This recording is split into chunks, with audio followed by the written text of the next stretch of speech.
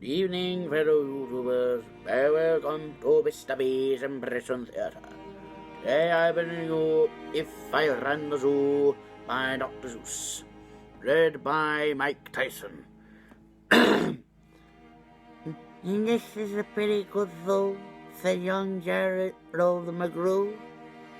Oh, and the fellow who runs it seems proud of it too. Oh, but if I ran the zoo, said young Gerald McGrew, oh, I'd make a few changes. That's just what I do. The lions and tigers and that kind of stuff they have up here are not quite good enough.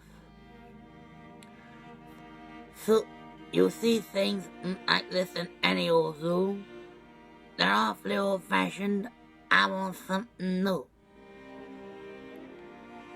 So I'd open in each cage, I'd unlock every pin. I'd let the animals go and I'd start over again.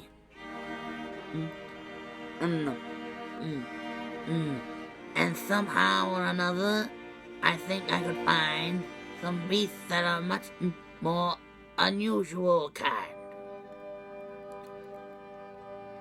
A 4-foot lion is not much a beast.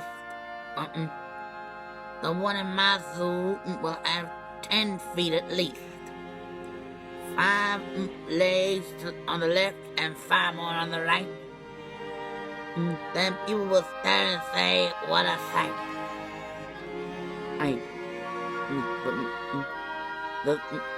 This new keeper, Gerald's quite keen. That's the gold darndest lion I've ever done seen.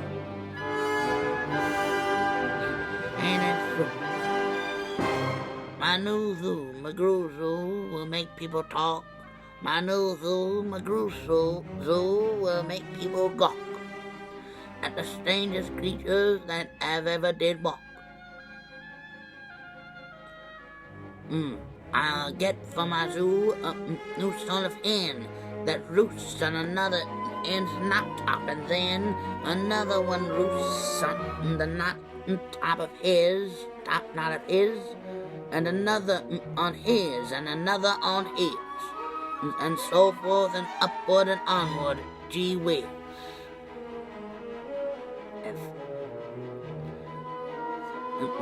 But that's just the start. I'll do better than that. You'll see me the next day in my zookeeper's hat, coming to the zoo with an elephant cat. They'll be so surprised they'll all swallow their gum. They'll ask when they see this strange animal come, where do you suppose he gets things like that from?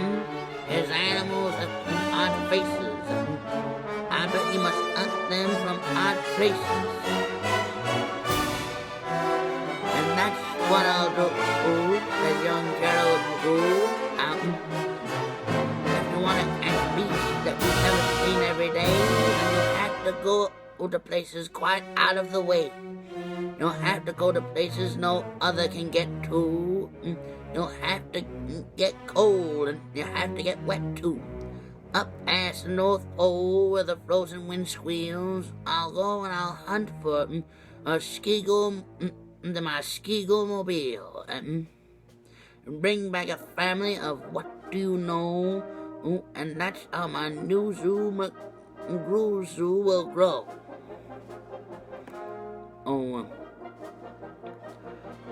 I'll hunt in the mountains of Zomba Montant,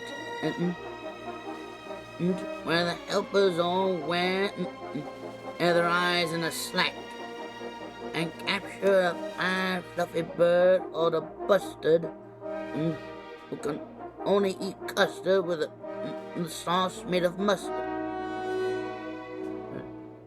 and also a very fine beast called a flustered who only eats mustard with a sauce made of custard. I'll catch him in caves, I'll catch him in brooks, I'll catch him in crannies, and I'll catch him in nooks. If you don't read about it in geography books, I'll catch 'em in countries you can't even spell.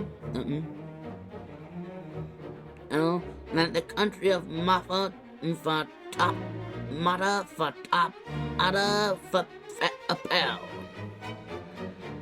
In a country like that, a hunter is clever. He'll hunt up some beasts that you'll never saw ever. I'll load up 5 boats with a family of jokes who's feeding like cows, wear squirrel like goats, and sit like dogs and have the voice of goats. Oh, except when they sing at the very high notes. And then I'll go down to the wilds of Nantucket and capture a family of lumps in a bucket. Then people will say, now that boy eats, his new zoo McGrew is going by leaps. He's captured them wild and he's capturing them meek. He's capturing them slim and he's capturing them sleek. What do you suppose he'll catch next week? I'll catch one tiny, I'll catch one big. I'll catch a deer that no hunter can shoot. And I would shoot a deer that's so nice he would sleep in your bed. If it weren't for the horns that he has on his head. Speaking of horns, that's just quite a bit queer.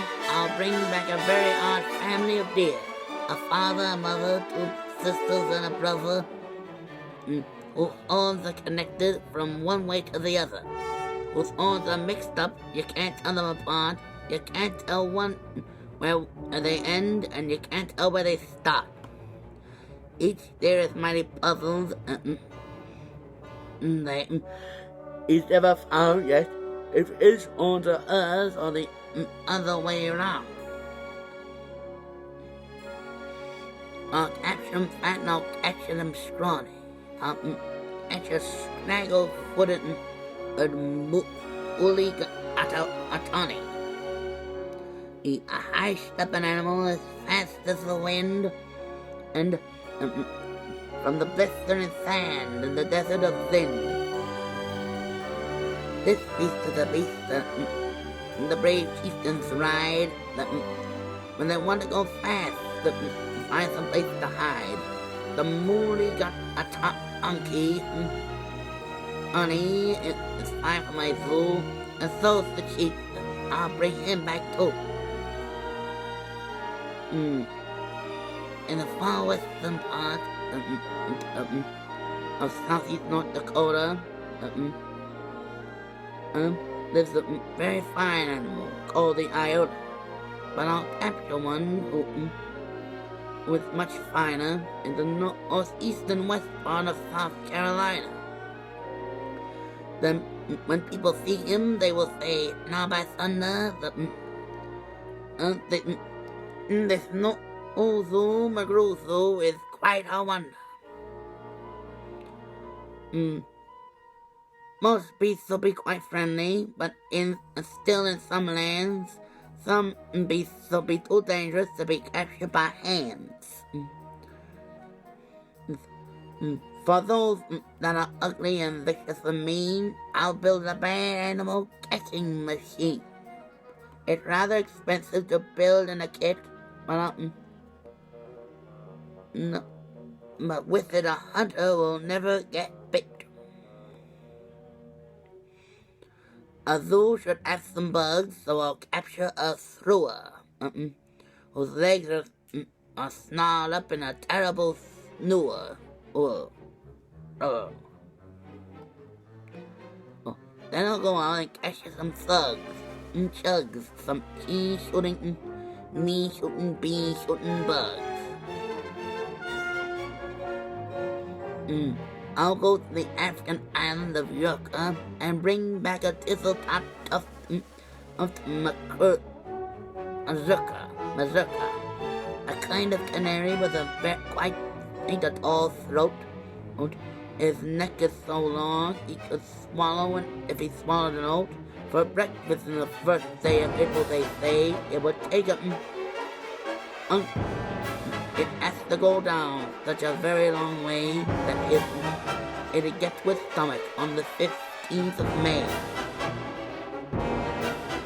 I'll bag a big bug that's very surprising. A fellow who has a propeller for rising and zooming around and making cross-country hops from Texas to Boston and with only 2 stops. Now that's sort of thing for a bug it's just top. And when I've caught him, the next thing you know, I'll go and capture the wild tic-tac-toe with X's that win and with zeros that lose. He'll look mighty good in this zoo of McGrew. I'll bring back a gust, a chirkin and a gasket. I'll also bring back a gooch from the wilds of Nantasket.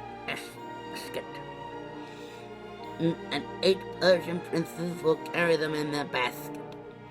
And what are the names? I don't know, so don't ask.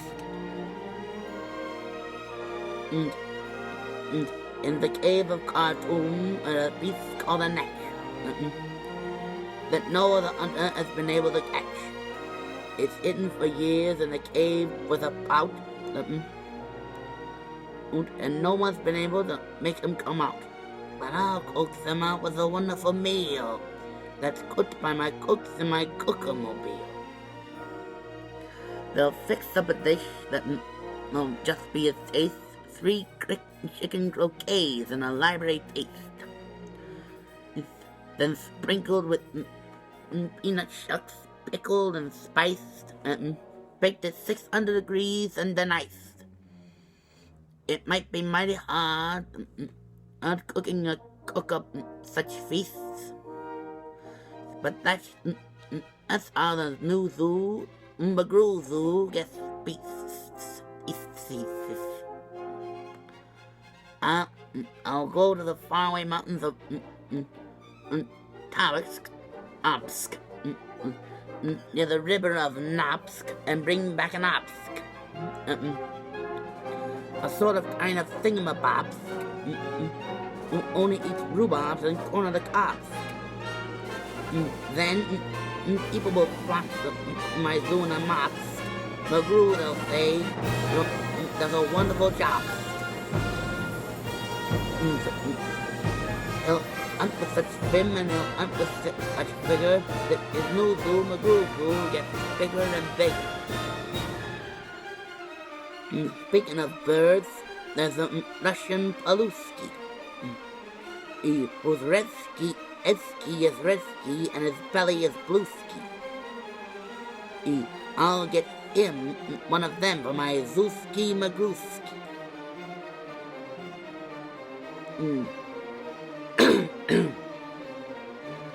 And then the whole town will gasp, why that boy never sleeps. No keeper before ever kept what he keeps.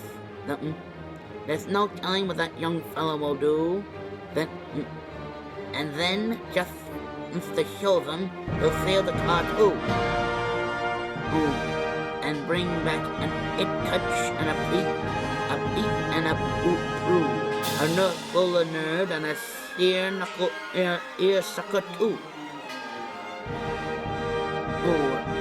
I'll hunt in the jungle of Hippo no fungus and bring back a flock of Bippo no bungus.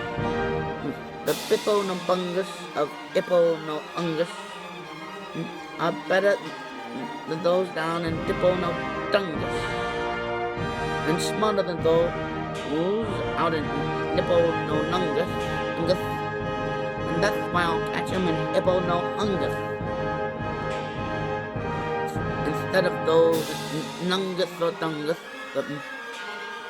And the people will say when they see the big spouting, this zookeeper, new keeper, is simply astounding.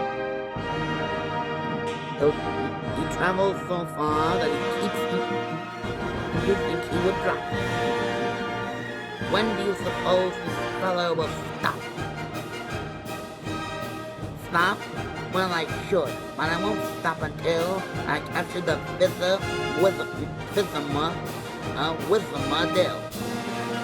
Oh, the world's biggest bird on the island of Guac Ark. He only eats ivories and spits out the bark. And boy, when I get him back home in my park, the whole world will say, young McGrew made this mark. He built a zoo that's better than Noah's whole ark. Such these wonderful marvelous beasts that he has chosen, oozes, make him the greatest of all the McGrews. Wow, they're all here, but this zoo must be worth the gold dinosaur. It's the gold dinosaur on the face of the earth. Yes, that's what I do. Oh, said young Gerald McGrew. I'd make a few changes if I ran the zoo. That concludes this episode of Mr.V's Impression Theatre. Don't forget to like, comment, and subscribe, and I will see you all next time. Good night, and may the good Lord take a liking to you.